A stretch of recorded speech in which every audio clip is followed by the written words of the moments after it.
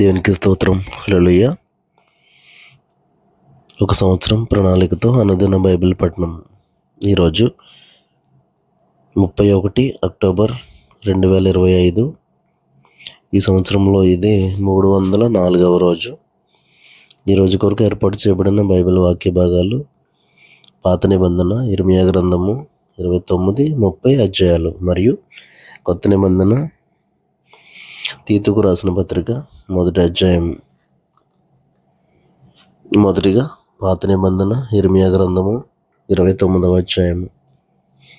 రాజైన యొకన్య తల్లియగు రాణియు రాజపరివారమును యూదాలోను యెరూషలేములోనున్న అధిపతులను శిల్పకారులను కంసాలులను యెరూషలేమును విడిచి వెళ్ళిన తర్వాత ప్రవక్త అయిన ఇర్మియా పత్రికలో లిఖించి యూదా రాజైన సిద్కియా బబులోను రాజైన నెబుకద్రెజరు వద్దకు పంపిన షాఫాను కుమారుడైన ఎల్యాసా చేతను హిల్కీయా కుమారుడైన గెమరియా చేతను యెరూషలేములో నుండి చెరపట్టబడిపోయిన వారి పెద్దలలో శేషించిన వారికిని యాజకులకును ప్రవక్తలకును యెరూషలేము నుండి బబులోనునకు అతడు చెరగొనిపోయిన జనులకందరికీ పంపించిన మాటలు ఇవే. ఇశ్రాయేలు దేవుడును సైన్యములకు అధిపతియునగు యెహోవా తన ప్రేరేపణ చేత బబులోనునకు చెర తీసుకుని పోబడిన వారికి అందరికీ ఇలాగూ ఆజ్ఞ ఇచ్చుచున్నాడు. ఇండ్లు కట్టించుకుని వాటిలో నివసించుడి, తోటలు నాటి వాటి ఫలములను అనుభవించుడి, పెండిండ్లు చేసుకుని కుమారులను కుమార్తెలను కనుడి. అక్కడేమీ మీకు తక్కువ లేకుండా అభివృద్ధి పొందుటకై వారు కుమారులను కుమార్తెలను కనునట్లు మీ కుమారులకు పెండిండ్లు చేయుడి, మీ కుమార్తెలకు పురుషులను సంపాదించుడి. నేను మిమ్మును చెరగొనిపోయిన పట్టణం యొక్క క్షేమము కోరి దాని కొరకు యెహోవాను ప్రార్థన చేయుడి. దాని క్షేమము మీ క్షేమమునకు కారణమగును. ఇశ్రాయేలు దేవుడును సైన్యములకు అధిపతియునగు యెహోవా ఇలాగు సెలవిచ్చుచున్నాడు. మీ మధ్యనున్న ప్రవక్తల చేతనైనను మంత్రజ్ఞుల చేతనైనను మీరు మోసపోకుడి. మీలో కలలు కనువారి మాటలు వినకుడి. వారు నా నామమును బట్టి అబద్ధ ప్రవచనములను మీతో చెప్పుదురు. నేను వారిని పంపలేదు. ఇదే యెహోవా వాక్కు. యెహోవా ఈ ఆజ్ఞ ఇచ్చుచున్నాడు. బబులోను రాజ్యమునకు 70 సంవత్సరములు గతించిన తరువాతనే మిమ్మును గూర్చి నేను పలికిన శుభవార్త నెరవేర్చి ఈ స్థలమునకు మిమ్మును తిరిగి రప్పించినట్లు నేను మిమ్మును దర్శింతును. నేను మిమ్మును గూర్చి ఉద్దేశించిన సంగతులను నేను ఎరుగుదును.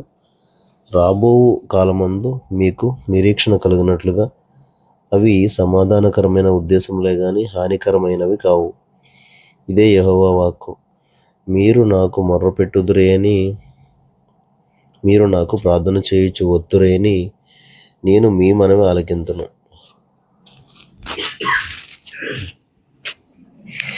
మీరు నన్ను వెతికిన ఎడల, పూర్ణ మనసుతో నన్ను గూర్చి విచారణ చేయుని ఎడల మీరు నన్ను కనుగొందురు. నన్ను నేను మీకు కనపరుచుకొందును. ఇదే యెహోవా వాక్కు. నేను మిమ్మును చెరలో నుండి రప్పించదను. నేను మిమ్మును చెరపట్టి ఏ జనులలోనికి ఏ స్థలములలోనికి మిమ్మును తోలివేసెదనో ఆ జనులందరిలో నుండి ఆ స్థలములన్నిటిలో నుండి మిమ్మును సమకూర్చి రప్పించదను. ఇదే యెహోవా వాక్కు. ఎచ్చట నుండి మిమ్మును చెరకు పంపితునో అచ్చటికే మిమ్మును మరలా రప్పింతును. బబులోనులో మీకు యెహోవా ప్రవక్తలను నియమించి ఉన్నాడని మీరు చెప్పుకొంటిరే. సరే, దావీదు సింహాసనం అందు కూర్చుని ఉన్న రాజును గూర్చి మీతో కూడా చెరలోనికి పోక ఈ పట్టణంలో నివసించే ప్రజలను గూర్చి మీ సహోదరులను గూర్చి యెహోవా ఈ మాట సెలవిచ్చుచున్నాడు. సైన్యములకు అధిపతియగు యెహోవా ఇలాగు సెలవిచ్చుచున్నాడు. నేను వారి మీదకి ఖడ్గమును క్షామమును తెగులును పంపుచున్నాను. కుళ్ళి కేవలం చెడిపోయి తినసఖ్యము కాని ఆ అంజూరపు పండ్లను ఒకడు పారవేయనట్లు నేను వారిని అప్పగించుచున్నాను. యెహోవా వాక్కు ఇదే. వారు విననొల్లని వారై నేను పెందలకడే లేచి ప్రవక్తలను నా సేవకుల చేత వారి యొద్దకు పంపిన నా మాటలను ఆలకింపకపోయిరి గనుక నేను ఖడ్గము చేతను క్షామము చేతను తెగులు చేతను వారిని హింసించుచు భూరాజ్యములన్నిటిలో వారిని ఇటు అటు చెదరగొట్టుదును. నేను వారిని తోలివేయు జనులందరిలో శాపాస్పదముగాను విస్మయ కారణముగాను అపహాస్యాస్పదముగాను నిందాస్పదముగాను ఉండునట్లు వారిని అప్పగించుచున్నానని యెహోవా సెలవిచ్చుచున్నాడు. నేను యెరూషలేములో నుండి బబులోనునకు చెరగొని పోయిన వారులారా, మీరందరూ యెహోవా ఆజ్ఞను ఆలకించుడి. నా నామమును బట్టి మీకు అబద్ధ ప్రవచనములు ప్రకటించు కోలాయ కుమారుడైన ఆహాబును గూర్చియు, మైసయ్య కుమారుడైన సిద్కియాను గూర్చియు, ఇజ్రాయేలు దేవుడును సైన్యములకు అధిపతియు నాకు యెహోవా ఇలాగు సెలవిచ్చుచున్నాడు, ఆలకించుడి. వారు ఇజ్రాయేలీలలో దుర్మార్గం జరిగించుచు, తమ పొరుగువారి భార్యలతో వ్యభిచరించుచు, నేను వారికి ఆజ్ఞాపింపని అబద్ధపు మాటలను నా నామమును బట్టి ప్రకటించుచు వచ్చిరి. నేనే ఈ సంగతిని తెలుసుకొనిన వాడనై సాక్షిగానున్నాను. కాగా బబులోను రాజుని నెబుకద్రెజరు చేతికి వారిని అప్పగించుచున్నాను. మీరు చూచుచుండగా అతడు వారిని హతం చేయను. చెరపట్టబడి బబులోనులోనున్న యూదా వారందరూ బబులోను రాజు అగ్నిలో కాల్చిన సిద్కియా వలెను ఆహాబు వలెను యెహోవా నిన్ను చేయును గాకని చెప్పుచు వారి పేర్లను శాపవచనముగా వాడుకొందురు. ఇదే యెహోవా వాక్కు.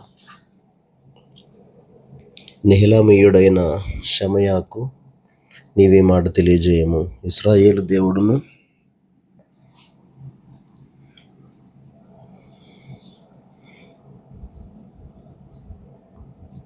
సైన్యములకు అధిపతియు నాకు యెహోవా ఇలాగ సెలవిచ్చుచున్నాడు, వెర్రివారై తమను తాము ప్రవక్తలనుగా ఏర్పరచుకుని వారిని నీవు సంకెళ్ళ చేత బంధించి బొండలో వేయించినట్లుగా యాజకుడైన యెహోయాదాకు ప్రతిగా యెహోవా మందిర విషయములలో పై విచారణకర్తయగు యాజకునిగా యెహోవా నిన్ను నియమించనని యెరూషలేములోనున్న ప్రజలకందరికీ యాజకుడగు మైసయ్య కుమారుడగు జెఫన్యాకును యాజకులకందరికీ నీవు నీ పేరటనే పత్రికలను పంపితివే.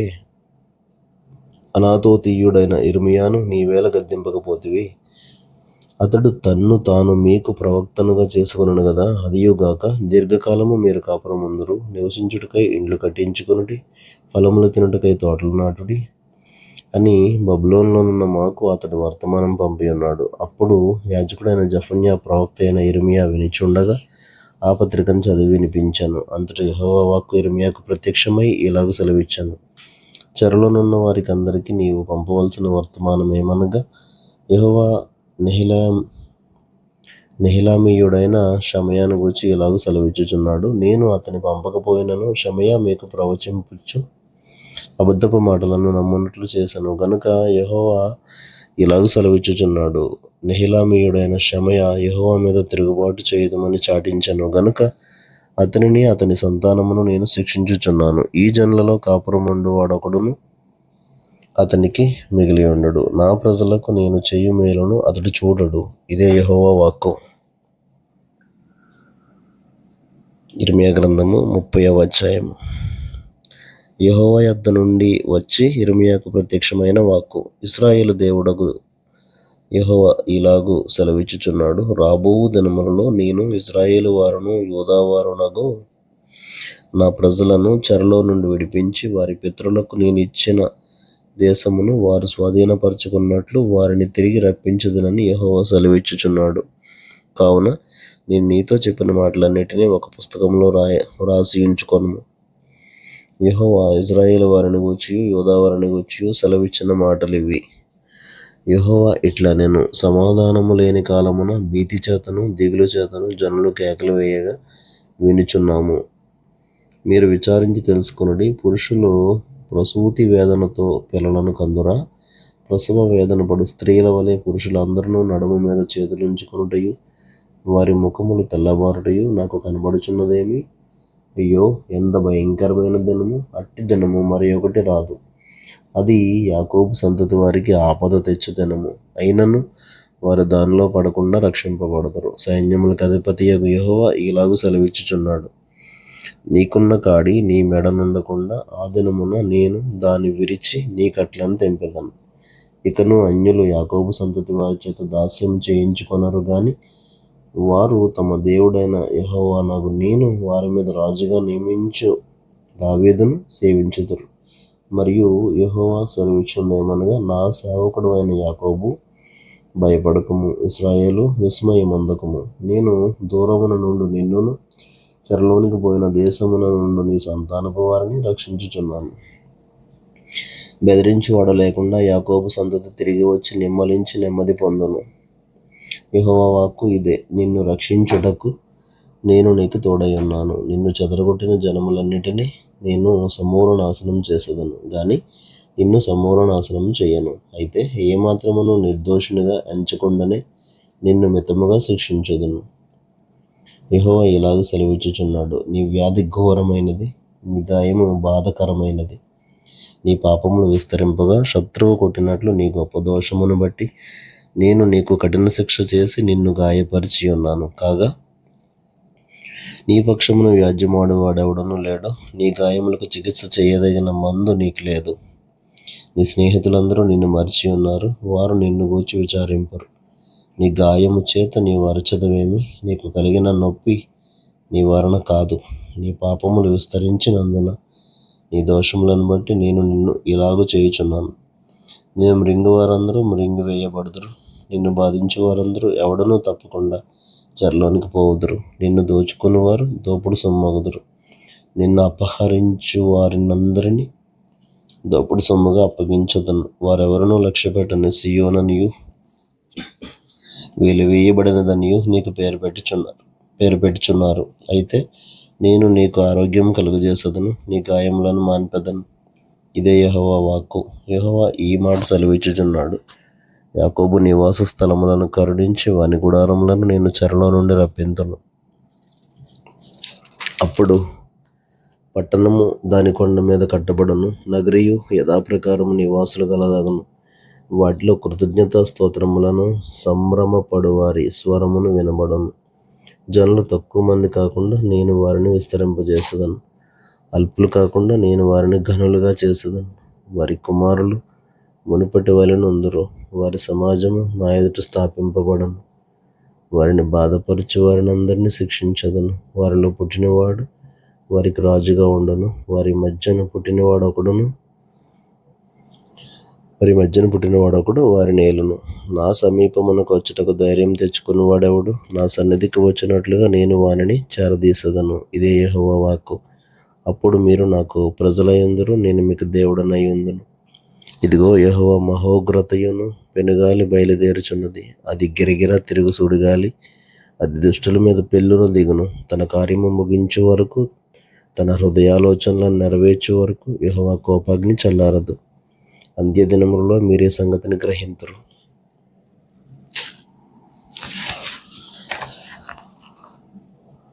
క్రొత్త నిబంధన అపోస్తలుడైన పౌలు తీతుకు రాసిన పత్రిక 1వ అధ్యాయం 16 వచనాలు.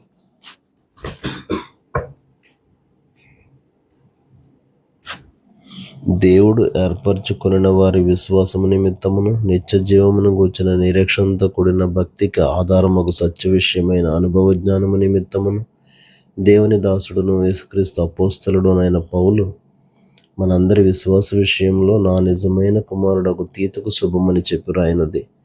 ఆ నిత్య జీవమును అబద్ధమాడనేరని దేవుడు అనాది కాలమందే వాగ్దానం చేశాను. గాని ఇప్పుడు మన రక్షకుడైన దేవుని ఆజ్ఞ ప్రకారము నాకు అప్పగింపబడిన సువార్త ప్రకటన వలన తన వాక్యమును యుక్త కాలముల యందు బయలుపరిచాను.